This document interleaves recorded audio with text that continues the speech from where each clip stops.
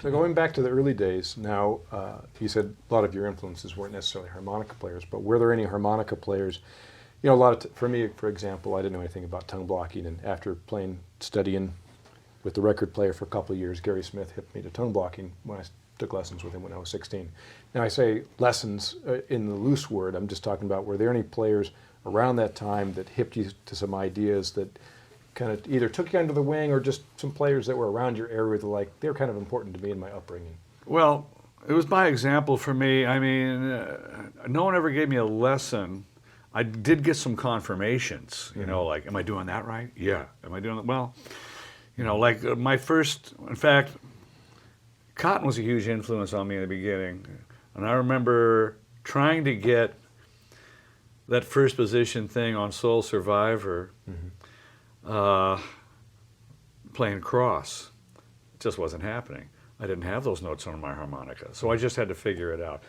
And that's back, you know, I mean, there was no rewinding, no going straight to the track, no rolling back, no repeating, no nothing. It was like, take the needle and put it over until you wear a groove through it, you know what I mean?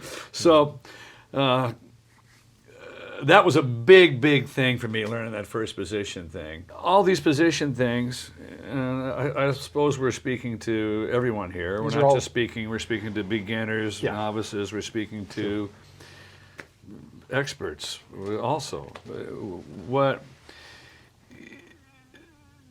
It's just repetition. But it's not repetition because you have to be. It's repetition because you love it.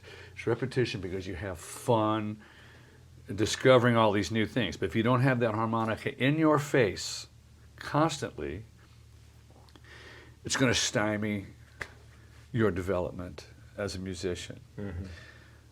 You know, and with things like third position and first, and cross even, you know, it's just repetition. Certain techniques that, you know, you shouldn't ever be experimenting as far as technique goes, really, on the bandstand. Technique is something that should be like breathing to you, and the only way to do that is, you know, you might rear end a few people, because I always had to do it in the car. But, you know, that warble, that thing, that back and forth thing, you know.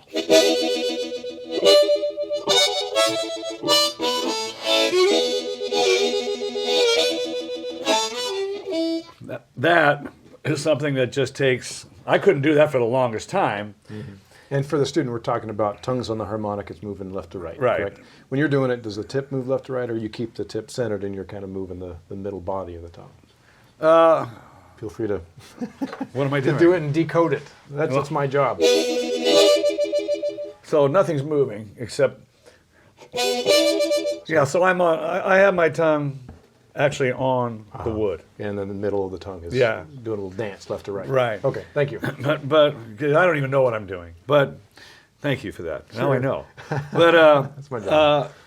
you know, those are the kind of things. Now, when I was first started out, I was doing, you know, like a George Smith kind of, which is on and off, and percussive as well. Okay, you're getting this, so I don't do it much anymore, so, you know, I used to be able to do it real fast with, you know.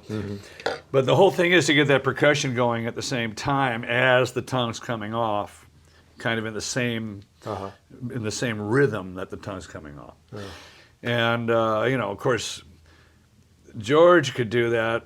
That was his thing. And I used to hear that all the time out of him. But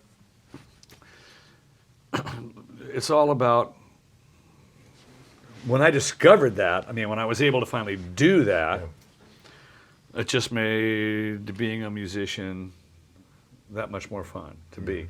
You know, playing music is not a pain in the ass, okay? Playing music is not a hassle. Playing music it's a privilege. And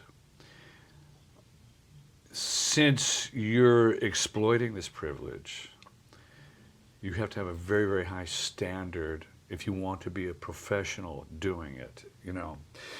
It's very, very important to have a high standard. and try and just be as good as you can be. You know, it's really, if you look at a guy like, and I'm rambling here, of course, but if you look at a guy like Jimmy Reed, who we're paying tribute to tonight at Yoshi's, well, he was not the king of technique, and that's a whole nother subject, because technique means nothing if you don't have the delivery. Mm-hmm. Technique means nothing if you don't have the sense, the musical sense of knowing what not to do. If you don't have the musical sense of leaving space for the other people to answer, as in the drum fills, as in the guitar. And it's a very rhythmic thing, you know.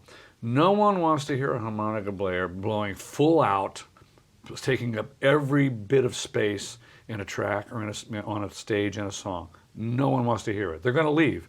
It doesn't matter how much you can do at all. It really matters of how you deliver it and how, you know, you got to mean it. It's they call it soul, they call it whatever you want it, but it's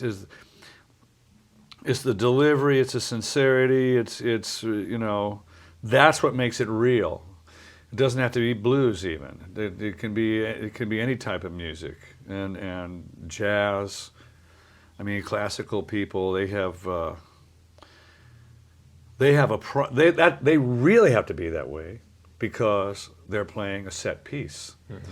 So if they don't have their own little inflections within that piece, you know, people are just, why do it? You know. Now, in improvised music, as in blues and jazz,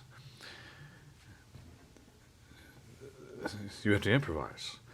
You know, knocking off records and stuff like that is only for learning. You have to have your own voice in this music, in any music. Otherwise, why do it? There's no way to live to know what you're going to do before you do it. And if you don't know what you're going to do before you do it, it keeps it fresh for your whole life, because you're always striving to top. You know, it's going to take longer to get, believe me, because I just got it recently, and I'm 62 years old tomorrow. But you know, it's the only way to live. I'm into it more than I ever have been.